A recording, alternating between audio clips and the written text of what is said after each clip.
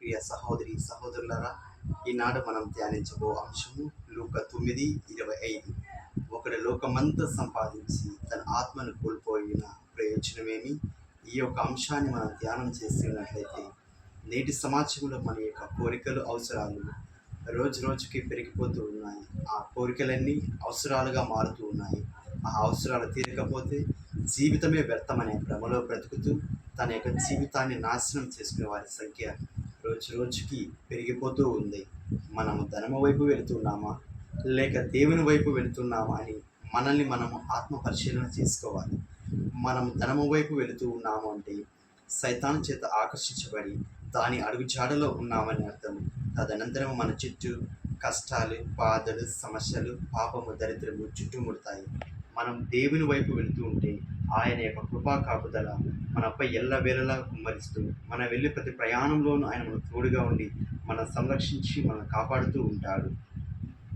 అందుకే పరిశుద్ధ గ్రంథములు ప్రభు ఈ విధముగా పలుకుచున్నాడు.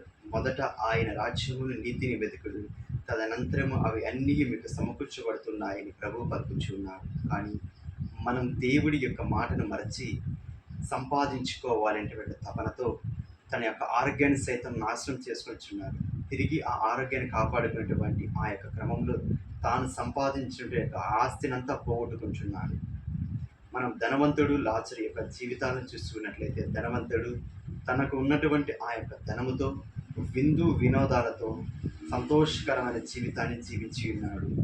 ధనము ఉంటే ఏదైనా సాధించవచ్చు ఆయన యొక్క గర్వంతో దేవుడిని సైతం మరచి తన దగ్గర పనిచేస్తున్నటువంటి కడుపేద అయినటువంటి లాజరుకు సైతము సహాయం చేయాలనేటువంటి ఆ యొక్క పనిని కూడా మరచి ఎంతో సంతోషమైన జీవితాన్ని జీవించి ఉన్నాడు. ఈ లోకములో సంతోషకరమైనటువంటి జీవితాన్ని జీవించినటువంటి ధనవంతుడు ఆయన చనిపోయిన తర్వాత ఆయన చేసినటువంటి ఆ యొక్క పాప కార్యముల వలన నిత్య నరకాగ్నికి కొనుకోబడి ఉన్నాడు. ఈ లోకంలో కష్టాల పాలనుభవించినటువంటి లాజరు ఆయన చనిపోయిన తర్వాత విశ్వాసమునకు కర్త అయినటువంటి అబ్రహాము యొక్క ఒడిలోనికి చేర్చుకునబడి ఉన్నాడు. అందుకే బైబిల్ గ్రంథంలో ఈ విధంగా పలుకుచున్నాడు ప్రభువు, తనను తాను తగ్గించుకునేవాడు హెచ్చించబడను, తనను తాను హెచ్చించుకునేవాడు తగ్గించబడును అని ప్రభువే సెలవిస్తున్నాడు. ఈ లోకంలో ధనవంతుడు అనేటువంటి వ్యక్తి ఈ లోకంలో హెచ్చించుకున్నాడు కాబట్టి చనిపోయిన తర్వాత ఆయన తగ్గించుకునబడి ఉన్నాడు. ఈ లోకంలో తగ్గించుకున్నాడు కాబట్టి లాజరు చనిపోయిన తర్వాత అబ్రహాముకు ఒడిలోనికి చేర్చబడి హెచ్చింపబడి ఉన్నాడు.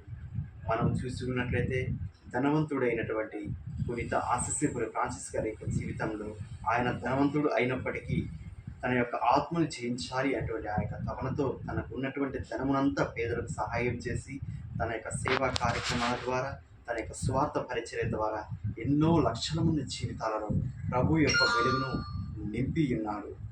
అందుకే ప్రభు బైబిల్ గ్రంథంలో సెలవిస్తున్నాడు, ఏ వ్యక్తి కూడా ఇద్దరు యజమానులను సేవించాలడు.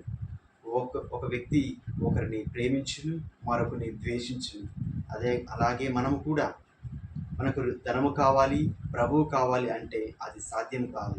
మనకు ప్రభువు కావాలి అంటే ధనమును విడిచిపెట్టాలి, మనం ధనము కావాలి అంటే ప్రభువుని విడిచిపెట్టక తప్పదు. అందుకే ప్రభు అంటున్నాడు, ప్రజలారా మీరు ఈ లోకంలో అశాశ్వతమైనటువంటి ధనము కోసమే మీరు ప్రాగులాడుతున్నారు, కానీ మీకోసం పరలోకమును దాచేటువంటి ఆ యొక్క ధనము కోసం ఎవరు చూడట్లేదని ప్రభువు పలుకుచున్నాడు.